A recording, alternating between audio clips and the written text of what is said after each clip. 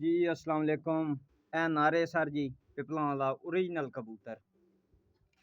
पिपलों वाला समझो जे मर्जी समझो जी, मैं नहीं फर्क पाउंदा। ए कबूतर है जी, ठीक है जी, माशाल्लाह चेक करो जी।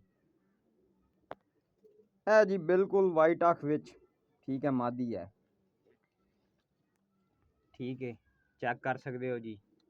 नर नूं थोड़ा जिहा लखवा है जी, ठीक है जी, नर चेक करो जी। नर नूं भाईजान थोड़ा जिहा लखवा है, सफेद अख दी मादी है। किसी मेरे भाई नूं दोस्त नूं पसंद आवे जी, राबता कर लेवे जी मेरे नाल।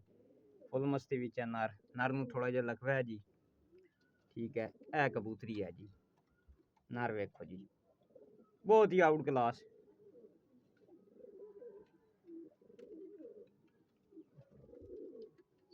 चेक करो जी।